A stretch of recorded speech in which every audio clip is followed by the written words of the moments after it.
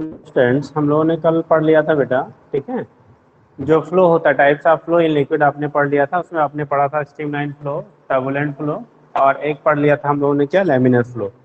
ये तीनों चीज़ें हमारी डिस्कस हो गई थी। और क्रिटिकल वेलोसिटी भी हमने डिस्कस कर लिया था, Reynolds number including Reynolds number.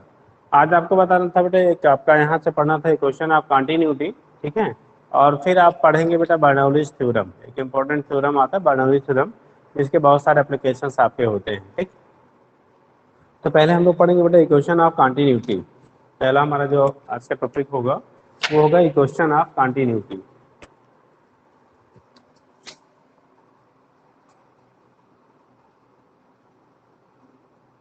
Equation of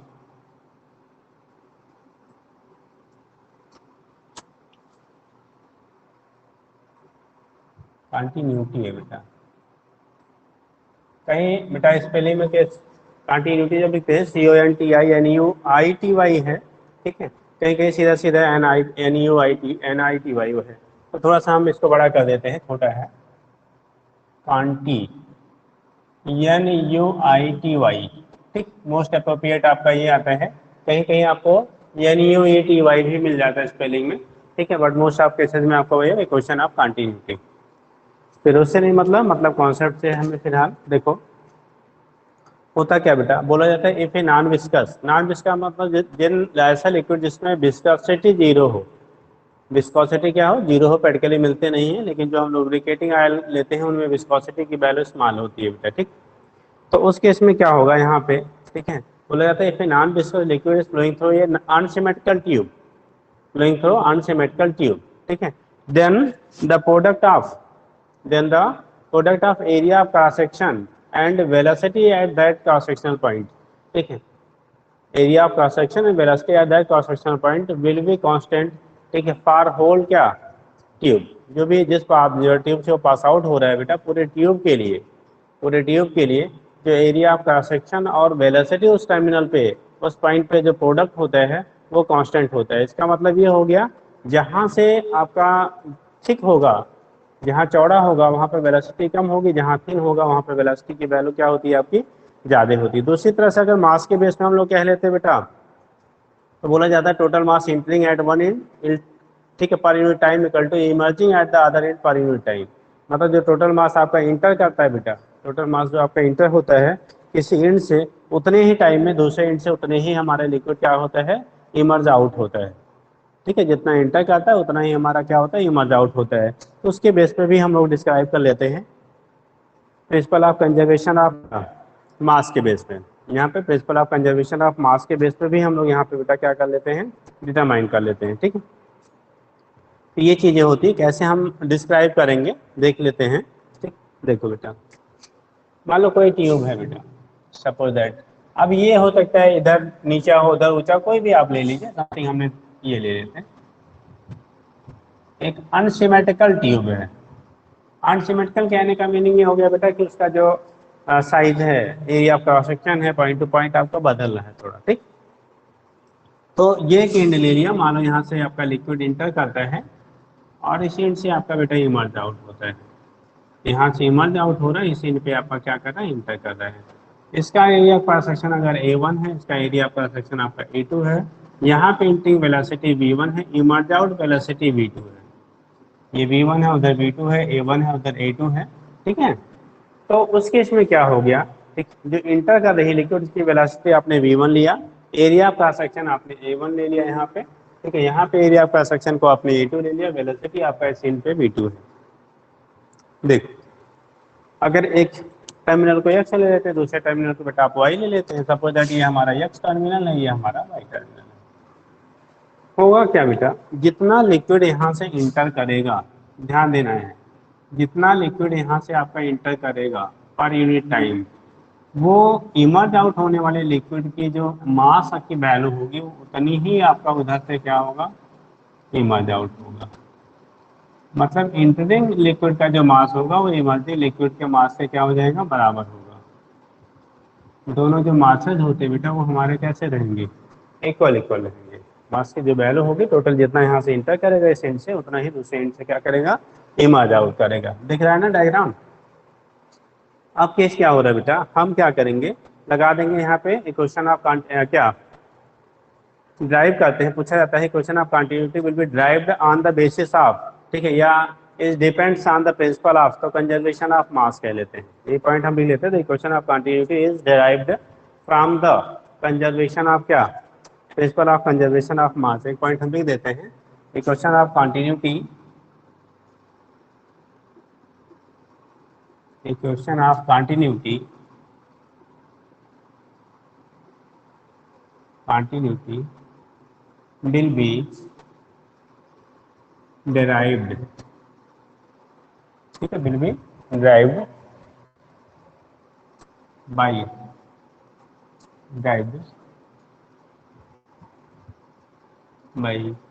principle of, या इसी को हम कह सकते हैं बेटा, इस तरह से भी कह लेते हैं, derived from the principle of conservation of mass, derived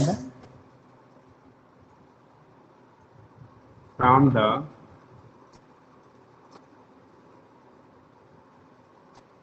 principle of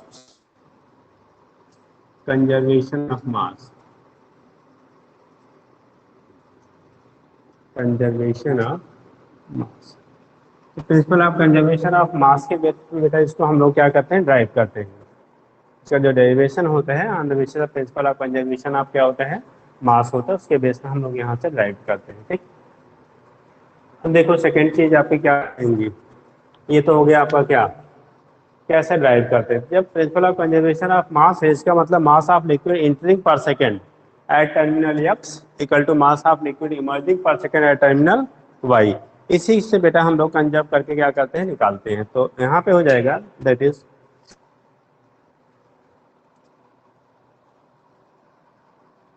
mass of liquid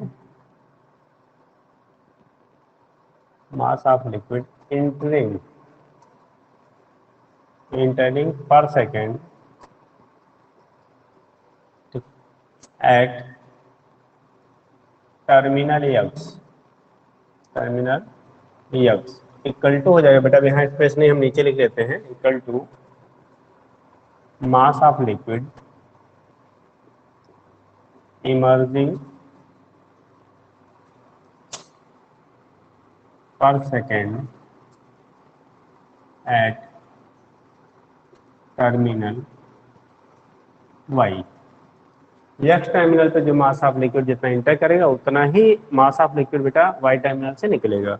अगर इस लिक्विड की डेंसिटी सपोज दैट रो है, डेंसिटी ऑफ लिक्विड आपने क्या कंसीडर कर लिया बेटा, रो है, उस केस में जो मास इंटर करेगा वो हो जाएगा बेटा क्या, देखो हम लोग मास लिखते हैं वॉल्यूम इनटू डेंसिटी, वेलोसिटी यहाँ पे v1 है, तो पर सेकेंड ये जो डिस्टेंस कवर करेगा वो v1 होगा बेटा, एरिया ऑफ क्रॉस सेक्शन आपने a1 लिया है, तो इसका मतलब वॉल्यूम जो होगा यूनिट टाइम में जो यहाँ पे लिक्विड मास इंटर कर रहा है वो होगा a1 v1, और डेंसिटी रो है, तो वॉल्यूम इनटू डेंसिटी जो होगा वो टोटल मास के बराबर हो जाएगा।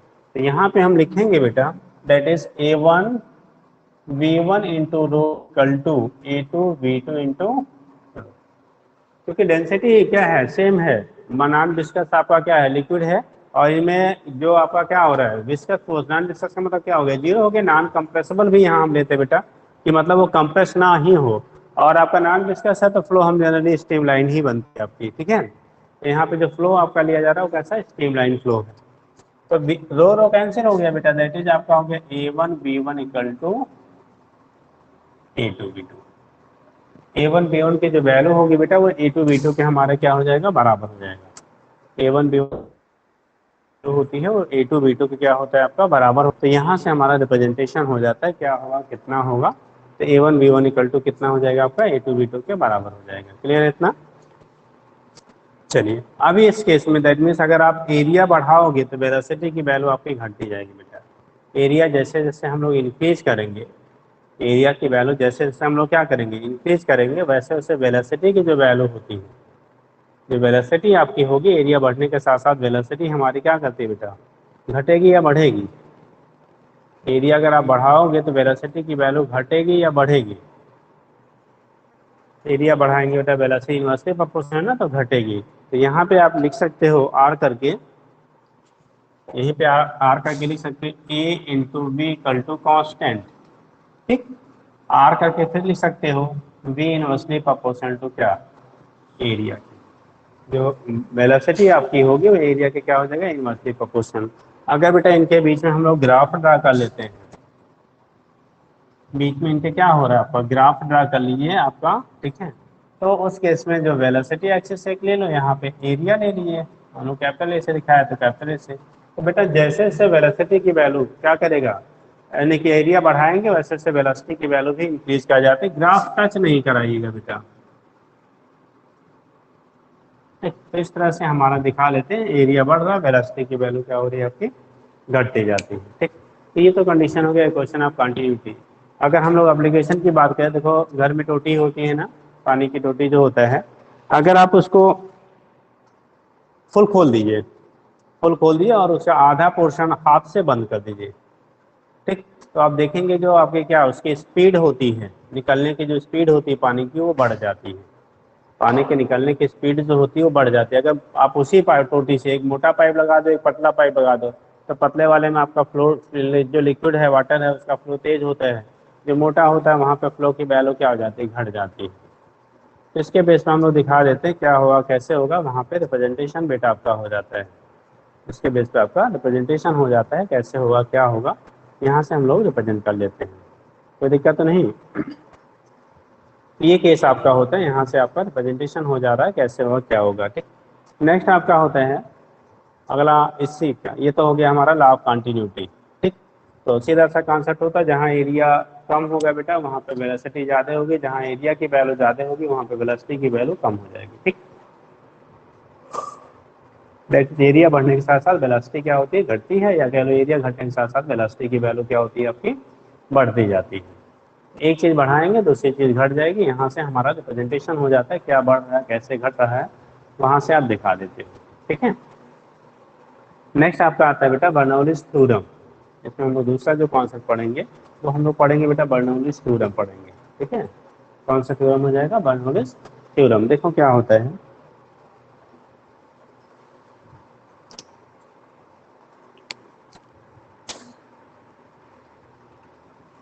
ये समझ गया भैया। अभी क्वेश्चन यही यूज हो जाएगा वहाँ पे आपका बर्नौलीज थ्योरम में, ठीक है। बाकी डायरेक्ट फिलहाल कम्पिटिटिव लेवल पे इस पे तो अब ऐसे नहीं पूछा जाएगा कि यहाँ पे एरिया इतना है तो वेलोसिटी कितनी होगी, बट उसके मिक्स क्वेश्चंस आपको बनाए जाते हैं बर्नौलीज थ्योरम में, ठीक। हम इसका भी यूज कर लेंगे, इसीलिए इसको इरेज नहीं करना है बेटा। इसी का दूसरा एप्लीकेशन हम लोग लेते हैं बर्नौलीज थ्योरम में बेटा, ठीक। देखो सपोज देखो एक एक टर्मिनल जो है हमारा क्या है वो नीचे है, दूसरा वाला टर्मिनल हमारा जो है ऊंचा है, ठीक। तो अगर हम लोग यहाँ से मीन ले लें, मान लो यहाँ से हाइट इसकी h1 है, इसकी हाइट हम लोग ले रहे हैं तो कितनी है, सेम लेवल से लेंगे बेटा, this height will be h2। एक हाइट हमारा h1 है, दूसरा हाइट हमारा कितना है, h2 है। एक आपका h1 हो गया, दूसरा कितना हो गया आपका h2 हो गया, ठीक। a1 b1 a2 b2, एक a1 b1 है, एरिया जो है जो पीछे वाला था उसी को हम लोगों ने यहाँ पे यूज कर लिया बेटा। अब देखो केस क्या होता है, बर्नौलीज थ्योरम के अकॉर्डिंग क्या होता है, इन्होंने बर्नौलीज थ्योरम के अकॉर्डिंग क्या होता है, जो आपका प्रेशर एनर्जी, काइनेटिक एनर्जी और पोटेंशियल एनर्जी किसी फ्लोइंग लिक्विड का अनसिमेट्रिकल ट्यूब में अगर फ्लो कर रहा है तो ईच एंड एवरी पॉइंट पे सेम होता है बेटा, उनका तीनों का सम जो होते हैं, ठीक है। बोला जाता है इफ ए नॉन विस्कस, ठीक है, non viscous liquid is flowing through an unsymmetrical tube, ठीक है, अंडर स्ट्रीमलाइन कंडीशन, देन, ठीक है, pressure energy plus kinetic energy plus potential energy, ठीक है, potential energy at each and every point of the tube will be, ठीक है, sum of क्या, potential energy, kinetic energy and क्या आपका pressure energy at each and every point will be constant, ठीक है। हर point पर उसकी जो वैल्यू होती है बेटा वो कांस्टेंट रहती है, प्रेशर एनर्जी, काइनेटिक एनर्जी और पोटेंशियल एनर्जी, इन तीनों का जो सम होता है उसकी वैल्यू हमेशा क्या रहती है आपकी, कांस्टेंट रहती है,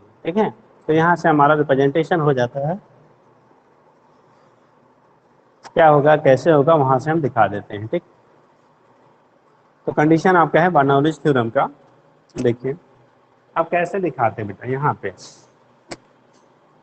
तो एक टर्म आता है, चूंकि जो हमारा प्रेशर मान लो हमने अब यहाँ पे थोड़ा सा हम लोग इंक्लूड कर लेंगे, वेलोसिटी तो हमने ऑलरेडी दिखाई है, एरिया हमने दिखाया ही है, ठीक है, हम लोगों ने हाइट भी डिफरेंट ले लिया है।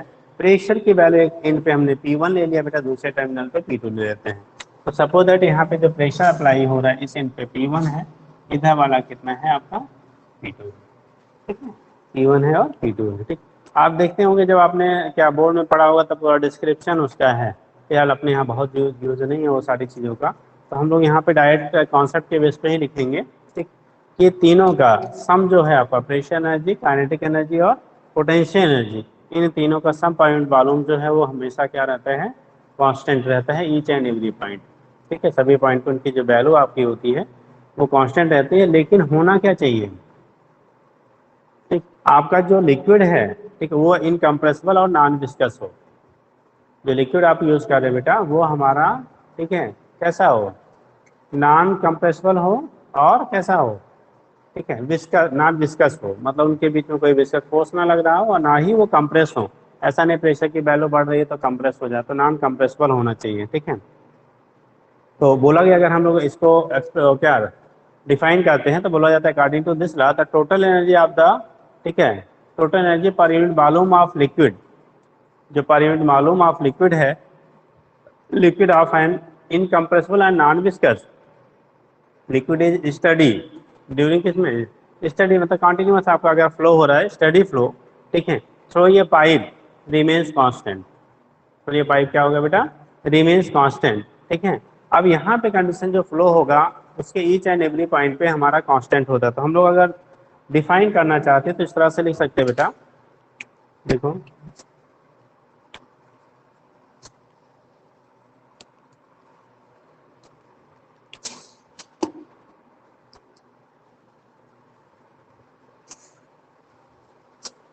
हेडिंग आप कर लेंगे बर्नौलीज प्रिंसिपल बेटा, ये है हमारा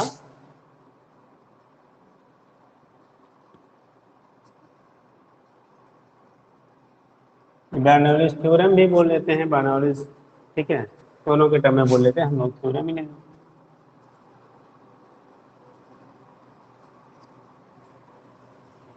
देखो तो बोला जाता है अकॉर्डिंग टू दिस प्रिंसिपल या this theorem, R E M होता है बेटा,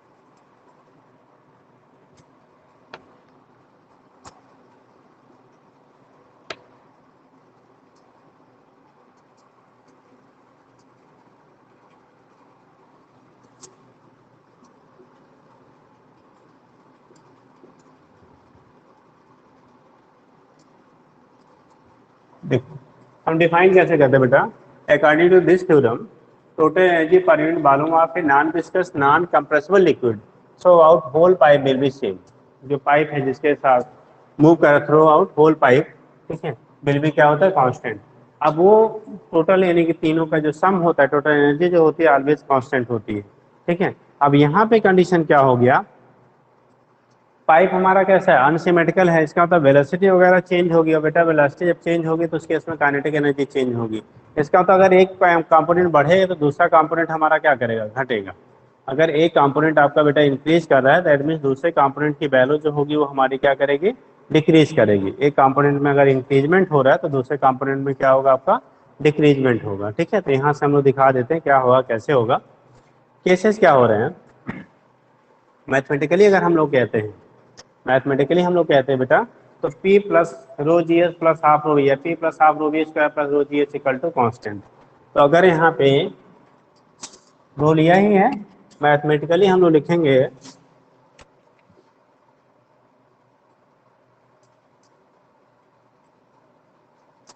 प्रेशर एनर्जी ऐसे लिखते हैं, pressure energy plus kinetic energy plus potential energy equal to constant. तीनों का जो सम होता है वो बेटा कांस्टेंट रहता है। ठीक, प्रेशर एनर्जी को बेटा यहाँ से दिखा रहे थे, P plus half rho V square plus rho ji h equal to constant. इन तीनों का सम जो वैल्यू है हमारा बेटा क्या होता है, कांस्टेंट होता है। अब देखो यहाँ क्या हो रहा है, इस एंड पे प्रेशर की वैल्यू P1 लिया है, that is at terminal X and Y. हम डायरेक्ट यहाँ लिखते हैं बेटा, that is at terminal X and Y, that is पार टर्मिनल कर दो, पार टर्मिनल एक्स एंड वाई। ठीक है, तो यहाँ पे हो जाएगा P1 plus half rho B1 square plus rho ji H one equal to P2 plus half rho B2 square plus rho ji H two. बेटा ये हम लोग यहाँ पे डायरेक्ट पुट अप किया गया है, फिलहाल इसको हम लोग डाइव भी कर सकते हैं एनर्जी कंजर्वेशन का अप्लाई करके, बट अपने यहाँ केवल उसका कोई रोल है नहीं बेटा, समय भी कम है, इसलिए हम लोग यहाँ पे डायरेक्ट लिख रहे हैं। जो चीज़ें आपको पूछी जाएंगी वो सारी चीज़ें बता दी जाएंगी बेटा।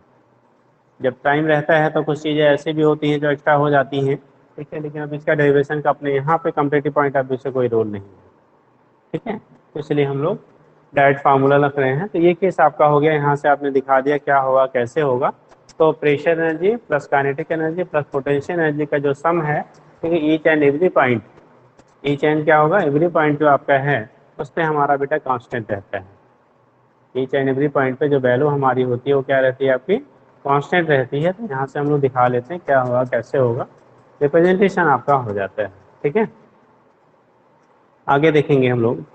अब क्या होता है इसमें कंडीशन, कंडीशन क्या हमारा बनता है, अगर पॉइंट बनाते हैं हम लोग, ये ट्यूब जैसे H1 और H2 अगर हॉरिजॉन्टल हो, अगर कैसा हो आपका हॉरिजॉन्टल हो, तो हॉरिजॉन्टल होगा बेटा तो H1 H2 की वैल्यू बराबर हो जाएगी, और जब H1 H2 की वैल्यू बराबर हो जाएगी तो वहाँ से जो हमारा ये फैक्टर है ये कैंसिल हो जाएगा, यानी पोटेंशियल एनर्जी भी बराबर हो जाएगी। ध्यान रखेंगे यहाँ से सेंटर से, ट्यूब के सेंटर से हम हाइट मेजर करते बेटा। ठीक है, ट्यूब के कहाँ पे, ऐसे टॉप से या बॉटम वाले फेस से नहीं करेंगे, सेंटर से आप क्या करते हैं, मेजर करते हैं। वहाँ से हाइट का जो मेजरमेंट होता है दोनों साइड के लिए वही फॉलो करेंगे। ऐसा नहीं एक साइड का बॉटम से ले लो, दूसरे साइड का क्या ले लीजिए, आपका सेंटर से ले लीजिए। ठीक, तो इसमें पॉइंट हम बना लेते हैं, इफ ट्यूब या जो भी पाइपलाइन आपको दी गई है, जो हमारा क्या ट्यूब दिया गया है या पाइप दिया गया है, ठीक है, तो वो हमारा कैसा हो, हॉरिजॉन्टल हो। इफ, ठीक है, pipe will B horizontal if pipe will be horizontal, arrange horizontally। अगर बेटा पाइप हमारा हॉरिजॉन्टल है, हॉरिजॉन्टल मतलब सीधा सीधा, तो यहाँ पे हो जाएगा बेटा H1 की वैल्यू जो होगी H2 यहीं लिख देते हैं, दैट इज H1 की जो वैल्यू होगी इस केस में H2 के बराबर हो जाएगा। अगर पाइप आपका हॉरिजॉन्टल है तो H1 की जो वैल्यू होगी वो H2 की क्या हो जाएगी, हमारे बराबर हो जाएगा बेटा। H1 और H2 दोनों के वैल्यू हमारे क्या हो जाएंगे, इक्वल इक्वल हो जाएंगे। अब अगर H1 और H2 की वैल्यू आपस में बराबर हो रही है, H1 और H2 की वैल्यू क्या हो रही है, आपकी बराबर हो रही है, तो उस केस में क्या बनेगा, देखो H1 एंड H2 की वैल्यू बराबर हो जाएगा। जब H1 H2 की वैल्यू बराबर हो जाएगा तो सिचुएशन देखो, P1 plus half rho V1 square plus rho जी एच वन, ये फैक्टर दोनों कैंसिल हो जाएगा। तब इक्वेशन हो जाएगा P1 plus half rho B1 square equal to P2 plus half rho B2 square. इस इक्वेशन का भी खूब यूज आता है बेटा, अभी हम लोग पढ़ेंगे वेंचुरी मीटर आगे। ठीक है, तो वहाँ पे इन इक्वेशन के क्या होते हैं, एप्लीकेशंस आपके होते हैं। ठीक है, जबकि लगता है हमको उल्टा है, जैसे हम लोग ऐसे नॉर्मली सोचते हैं, नॉर्मली हमारी जो थिंकिंग होती है, हम लोग ऐसा सोचते हैं बेटा कि जहाँ वेलोसिटी ज़्यादा होगी वहाँ प्रेशर ज़्यादा होगा, लेकिन देखो यहाँ इक्वेशन क्या कह रहा है, वेलोसिटी ज़्यादा होगा तो काइनेटिक एनर्जी ये कंपोनेंट ज़्यादा हो जाएगा, ये ज़्यादा होगा तो इसकी वैल्यू हमारी कम हो जाएगी। मतलब पाइप के उस रीजन में जहाँ पे वेलोसिटी की वैल्यू हाई होगी, जहाँ पे वेलोसिटी की वैल्यू बेटा क्या होगी, हाई होगी, वहाँ पे जो प्रेशर की वैल्यू होगी वो हमारी लो हो जाएगी। अगर वेलोसिटी की वैल्यू आपने हायर रखा तो प्रेशर की वैल्यू जो हो जाएगी वो क्या हो जाएगी, लो हो जाएगी। ठीक है, तो इसके बेस पर हम दिखा देते हैं कैसे होगा क्या होगा, उसके बेस यहाँ से रिप्रेजेंटेशन हो जाता है। दूसरा सेकेंड, ये बना लेते हैं इसको क्वेश्चन सेकेंड बेटा। इसका बी पॉइंट कर लेते हैं। अगर हमारा, ठीक है, अगर कंडीशन क्या हो जाए, पाइप के जो डाइट में एरिया यानी कि एरिया ऑफ क्रॉस सेक्शन दोनों सेम हो जाए। एरिया ऑफ क्रॉस सेक्शन जब सेम सेम हो जाएगा बेटा तो उस केस में क्या होगा, आपकी वेलोसिटी की वैल्यू हमारी बराबर हो जाएगी। ठीक है, दूसरा पॉइंट हम बना लेते हैं। If area of cross section on are कर दो, आर यूनिफॉर्म। ठीक है, लिखा if area of cross section are uniform. अगर एरिया ऑफ क्रॉस सेक्शन की जो वैल्यू है वो आपका यूनिफॉर्म है, एरिया ऑफ क्रॉस सेक्शन हमारा जो है वो बेटा कैसा है, आपका यूनिफॉर्म है। तो जब एरिया ऑफ क्रॉस सेक्शन की वैल्यू आपकी यूनिफॉर्म हो जाएगी, अगर एरिया ऑफ क्रॉस सेक्शन की वैल्यू आपकी कैसी है, यूनिफॉर्म है, तो उस कंडीशन में क्या आएगा देखो, ये वेलोसिटी इसी क्वेश्चन से फ्रॉम क्वेश्चन फर्स्ट हो जाएगा, वेलोसिटी दोनों साइड में बराबर हो जाएगा। तो जब ये v2 स्क्वायर है बेटा, वेलोसिटी जब बराबर हो जाएगा तो काइनेटिक एनर्जी की वैल्यू हमारे दोनों टर्मिनल पर बराबर हो जाएगी। तो अब के बाद जो रिलेशन बनेगा बाबू वो बनेगा P1 plus rho ji H one equal to P2 plus rho ji H two. इसका मतलब प्रेशर एनर्जी हमारा पर यूनिट वॉल्यूम वहाँ ज़्यादा होगा जहाँ पे हाइट कम होगी, और वहाँ कम होगा जहाँ पे हाइट की वैल्यू आपकी ज़्यादा हो जाएगी। Pressure energy per unit volume जो होता है वो वहाँ पे बेटा हमारा ज़्यादा होगा जहाँ पे हाइट की वैल्यू क्या होगी, कम होगी, और हाइट जहाँ ज़्यादा होगा वहाँ प्रेशर एनर्जी की वैल्यू क्या हो जाएगी, कम हो जाएगी। तो ये हमारे कुछ पॉइंट बन गए।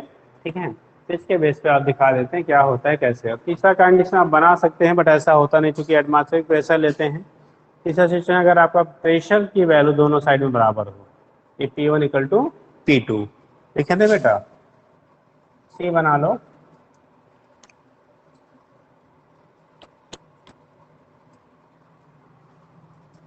If pressure energy per unit volume will be constant on both terminal। दोनों टर्मिनल पे अगर pressure energy per unit volume की जो वैल्यू है वो हमारी कांस्टेंट हो, pressure energy per unit volume की जो वैल्यू है दोनों टर्मिनल पे कैसा हो, pressure energy per unit volume जो है वो दोनों टर्मिनल पे हमारा अगर कैसा है, कांस्टेंट कांस्टेंट है। अगर pressure energy per unit volume की वैल्यू दोनों टर्मिनल पे आपकी कांस्टेंट है तो उस कंडीशन में क्या होगा, उस केस में क्या होगा देखेंगे आप। तो अगर pressure energy per unit volume की वैल्यू आपकी कांस्टेंट है, pressure energy per unit volume, तो P1 इक्वल टू P2 हो जाएगा। तो फर्स्ट इक्वेशन से आएगा बेटा half rho B1 square plus rho ji H one equal to half rho B2 square plus rho ji H two. ये एक specific बनाया गया है बेटा, ये स्पेसिफिक कंडीशन आपको बनाए गए हैं। ठीक है, तो ऐसा जरूरी नहीं हर जगह वो फॉलो अप होते हैं, बट ये कंडीशन अगर ऐसा होता तो आपका क्या सिचुएशन बनता, ऐसा अगर होता तो सिचुएशन हमारा क्या बन सकता है, यहाँ से हम दिखा देते हैं। ठीक, तो ये चीज़ें आपकी हो गई बर्नौलीज थ्योरम की, एक जनरल जो कंडीशन थी हमने दिखा लिया। तीसरा केस होता है, वैसे थर्ड कंडीशन नहीं के बराबर एग्जिस्ट करता है बेटा, थर्ड वाली कंडीशन नहीं, ये दोनों कंडीशन तो हमारे एग्जिस्ट करती हैं, लेकिन ये कंडीशन रेयरली आप बना के स्पेशल कंडीशन में आपको प्रोवाइड करना पड़ेगा। ठीक, अब देखो यहाँ पे कंडीशन क्या होता है, जो बर्नौलीज थ्योरम होता है, बर्नौलीज थ्योरम के कुछ अदर फॉर्म्स भी हैं। ठीक है, अदर फॉर्म भी हमारे बर्नौलीज थ्योरम के होते हैं। जैसे अगर कहा जाए बर्नौलीज, ये हमने लिखा बर्नौलीज थ्योरम जो है, ठीक है, यहाँ पे लिखा है क्या, पर यूनिट क्या वॉल्यूम लिया है, per unit volume total energy की बात हम लोगों ने किया है। इसी को हम लोग पर यूनिट मास के टर्म में भी ले सकते हैं। ठीक है, किसके टर्म में, पर यूनिट मास के टर्म में भी इस इक्वेशन को हम लिख सकते हैं। ठीक है, तो ये चीज़ें आपकी होती है, उसी को रिकन्वर्ट करके अदर फॉर्म में हम बदल लेते हैं। तो हम लिख लेते हैं other form of Bernoulli's theorem. ठीक, तो क्या होगा देख लीजिए, अब यहाँ स्पेस थोड़ा बेटा कम है, हमें इरेज करना पड़ेगा। इतना एक बार देख लीजिए, 1 मिनट का टाइम देते हैं। 1 मिनट का टाइम है बेटा, इसको देख लीजिए आप, ठीक है। तब फिर हम अदर फॉर्म।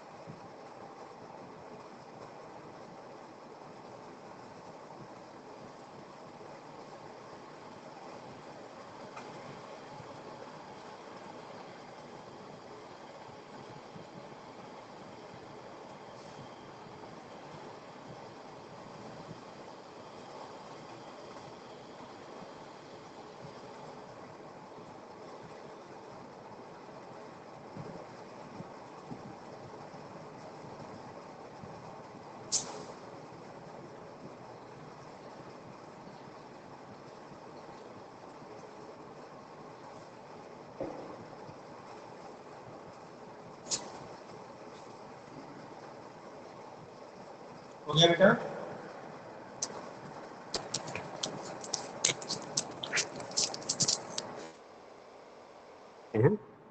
अदर फॉर्म में हम एक लिख लेते हैं,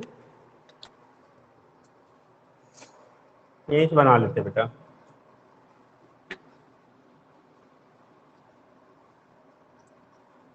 पहला जो मेन हमारा है वो यही है, फर्स्ट इक्वेशन ही जो प्रिंसिपल इक्वेशंस हैं, हम लोग बोर्ड वगैरह में जो पढ़ते हैं वो यही पढ़ते हैं बेटा, ठीक। अगर पर यूनिट मास ऑफ लिक्विड लिया जाए, ठीक है, पर यूनिट मास लिया जाए तो उस केस में क्या होगा, जैसे हम लोग ने पर यूनिट वॉल्यूम लिया था तो वहां से V से डिवाइड कर दिया था। जब पर यूनिट मास लेते हैं बेटा तो इक्वेशन हो जाता है वहां से रो इंटू V से हमें डिवाइड करना, यानी मास से डिवाइड करना पड़ेगा।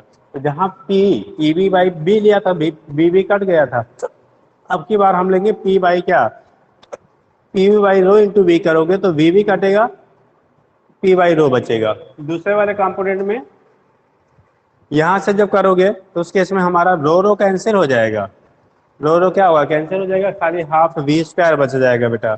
और यहाँ रो जी एच में रो कैंसिल हो जाएगा तो क्या हो जाएगा, रो GH2 हो जाएगा, ठीक है। तो आपका हो जाएगा Bernoulli's theorem for per unit mass of liquid. Other form of Bernoulli's theorem लिखेंगे,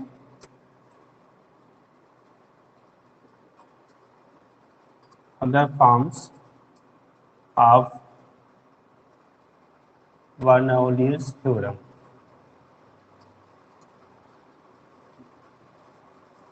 दूसरे जो फॉर्म हम लोग बेटा बर्नौलीज थ्योरम का लेते हैं उसमें देख लो आप। एक तो हो गया, हम लोग लिखेंगे क्या, per unit mass of liquid, लिखेंगे for per unit mass of liquid. इसका ए लिख लेंगे for per unit mass of liquid. अगर पर यूनिट मास की हम लोग बात करते हैं, लिक्विड के पर यूनिट किसकी बात करते हैं बेटा, हम लोग मास की बात करते हैं, तो उस कंडीशन में क्या होगा, तो वैल्यू हमारी बनेगी बेटा पर यूनिट मास के लिए। इक्वेशन फर्स्ट ये पर यूनिट वॉल्यूम के लिए था, इक्वेशन फर्स्ट में बी क्या, बी से डिवाइड, रो से डिवाइड कर दीजिए, ठीक है। Dividing question first, dividing question first by rho, तो रो से करोगे तो आएगा बेटा P1 upon rho plus half V1² plus 2 cut जाएगा GH1 इक्वल टू हो जाएगा P2 by rho plus half V2² plus rho G, rho का कैंसिल हो गया GH2। एक कंडीशन हमारा इक्वेशन का ये बन जाता है बेटा। अगर पर यूनिट हम लोग मास लेते हैं, वॉल्यूम वाला ऊपर वाला है, ये पर यूनिट वॉल्यूम था, ठीक है। देखो यहाँ पे लिखा होगा total energy per unit volume के लिए हम लोग लिखे थे, ये पर यूनिट क्या हो गया, मास हो गया, ठीक। दूसरा कंडीशन है, अगर इसमें ये जो वैल्यू है, जो सेकेंड इक्वेशन आप लोग मान लो, जो अगला इक्वेशन हम लोग बना रहे हैं, ठीक है, तो ये नेक्स्ट इक्वेशन, फिलहाल आपके दो मेन इक्वेशन यही बनते हैं बेटा, तीसरा आगे क्वेश्चन तो हम लोग जबरदस्ती बनाया जाता है। ठीक है। अगर ये जो सेकंड थर्ड इक्वेशन बना सेकंड बन रहा है, यहाँ पे हम लोग सेकंड, वैसे हमारा ये अगला इक्वेशन होगा। ठीक, एक सेकंड बेटा।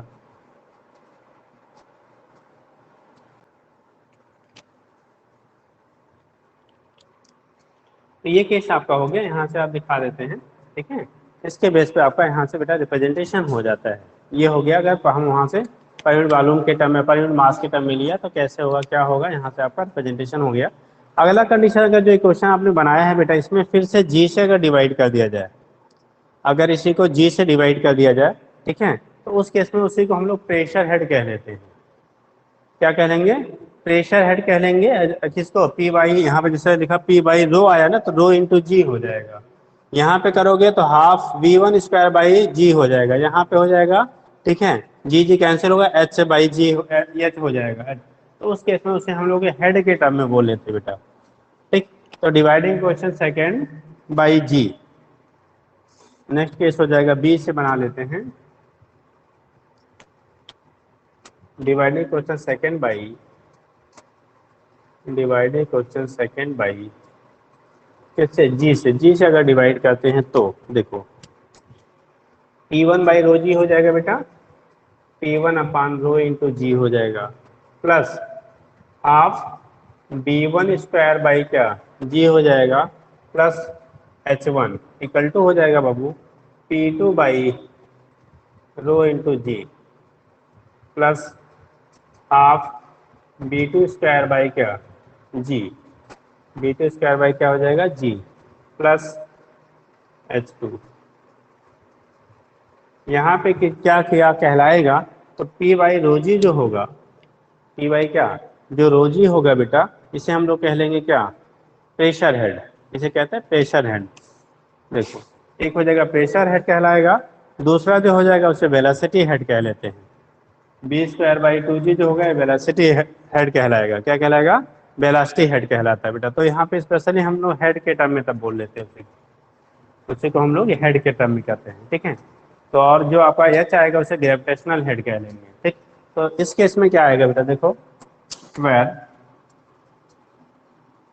P square by rho G, हम कांस्टेंट ले लेते हैं, दोनों की वैल्यू हमारी कांस्टेंट होगी, इसकी वैल्यू क्या हो जाएगी आपकी, कांस्टेंट है, तो ये वैल्यू पी स्क्वायर रो जी, इसे कहते हैं बेटा प्रेशर हेड, प्रेशर हेड के टर्म में बोलते हैं। दूसरा है बी स्क्वायर बाई टू जी, इसे कहेंगे वेलोसिटी हेड,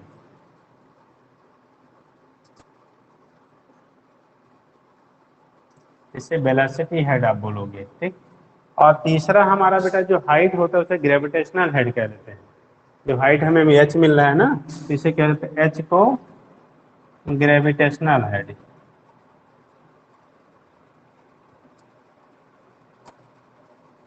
तो इसे कह लेते हैं gravitational, pressure head, velocity head और क्या, ग्रेविटेशनल हेड। तो ये तीन हेड हमारे इसी को, यानी कि सीधे कह लो, अगर ओवरऑल हम बात करते हैं तो इक्वेशन जो हमारा बेसिक इक्वेशन होता है उसमें हम लोग mg से डिवाइड करते हैं, लेकिन क्योंकि ऑलरेडी b से यहाँ डिवाइड कर चुके थे, रो से यहाँ डिवाइड कर लिया, तो इसी इक्वेशन में फिर से हम लोगों ने g से डिवाइड कर दिया, तो आपको हेड मिल जाता है। हेड का मतलब है एनर्जी पर यूनिट मास, नहीं वेट। ठीक है, एनर्जी पर यूनिट वेट को हम लोग क्या कहते हैं, डिफरेंट हेड के टर्म में उसका नाम दिया जाता है बेटा। डिफरेंट फॉर्म ऑफ क्या कहलाएगा, वो हेड कहलाएगा। ठीक, तो इसके बेस पे आप यहाँ से दिखा देते हैं, एक बार देख लीजिए, फिर अगला इसको आगे की कहानी बताएं, इसमें क्या आप लिख।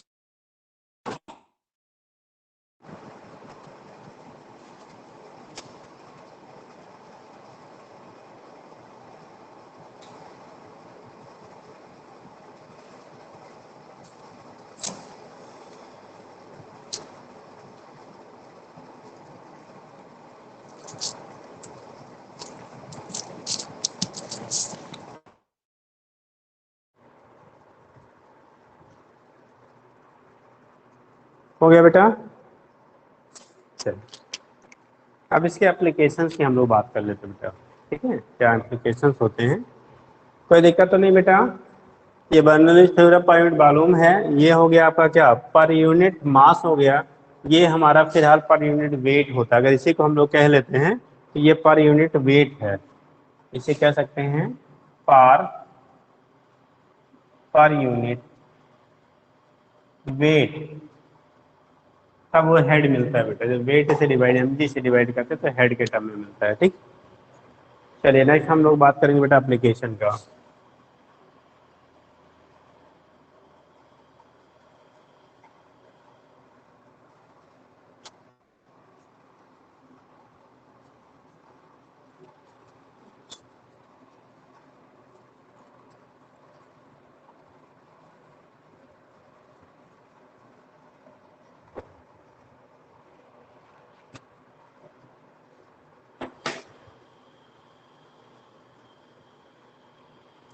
कंडीशन है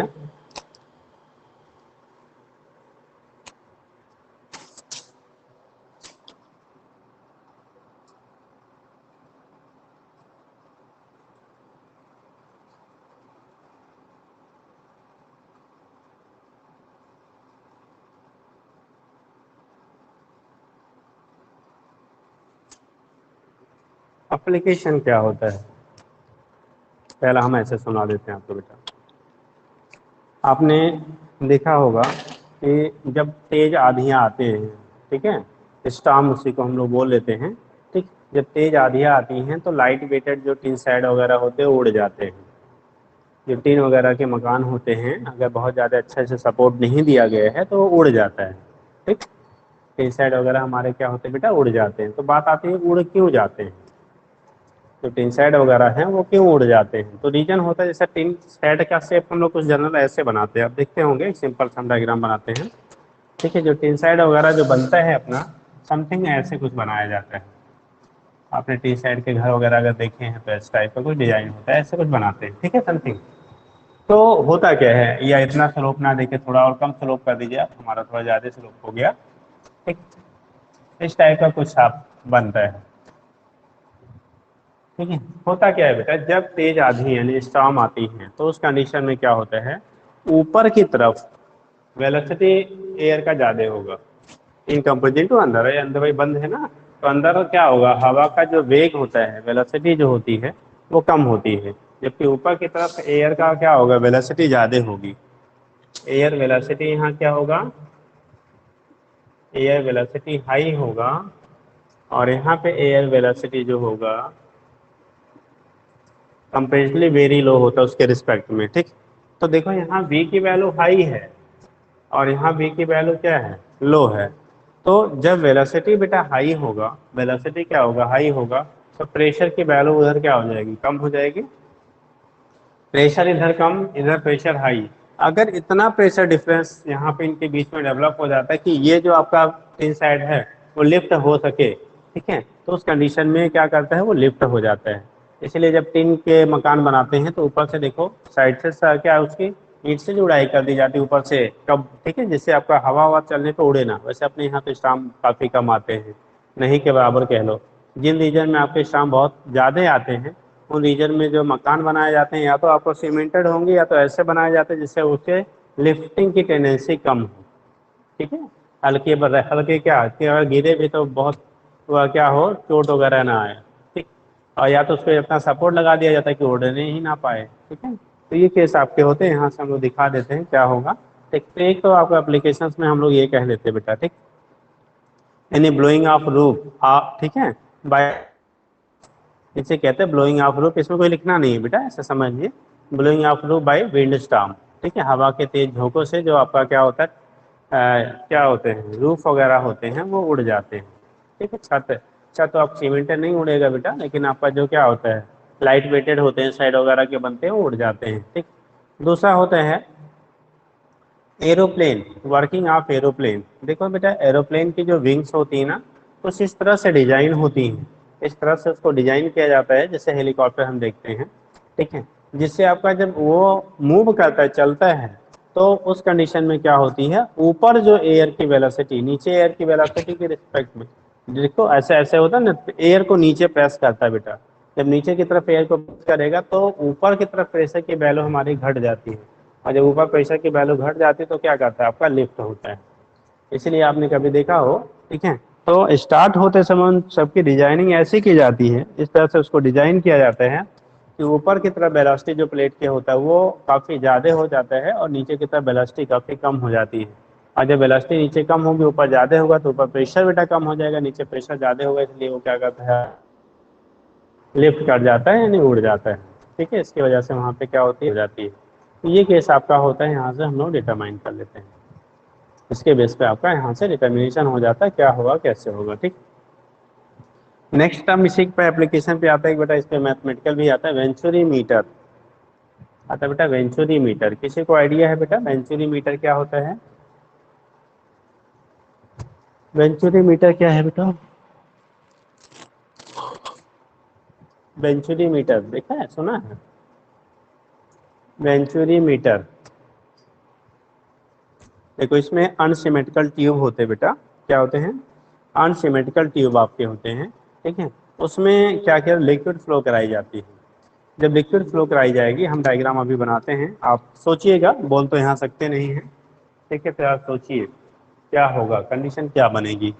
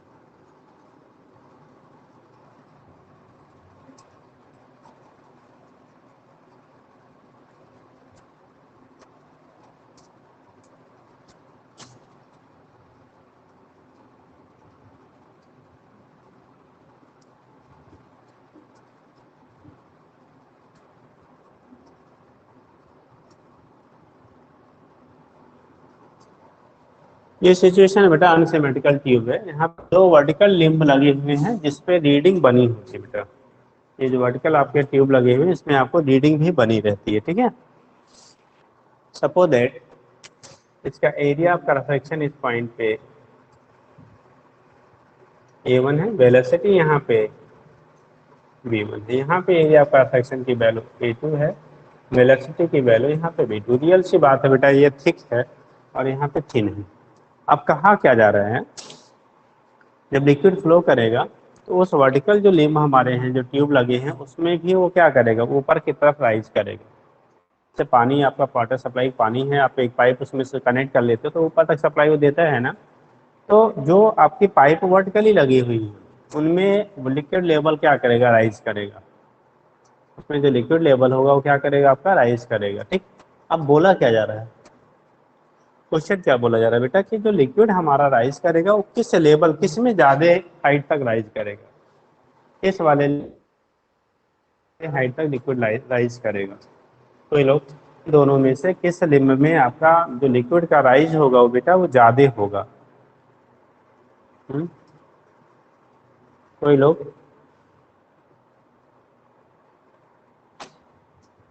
कोई लोग बताओगे?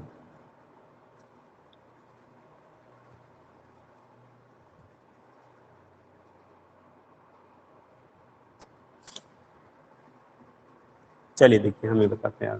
देखो, सोच लिया ना बेटा, कुछ लोग तो ये सोचे होंगे भाई यहाँ पे वेलोसिटी ज़्यादा है तो इसमें ज़्यादा ऊंचाई तक जाएगा, यहाँ वेलोसिटी कम है तो यहाँ कम ऊंचाई तक जाएगा। ऐसा जो लोग सोचे हैं वो राइट है कि रॉन्ग है? चलिए हम बताते बेटा। यहाँ पे वेलोसिटी कम है ना, यहाँ पे लिखेंगे ऐसे,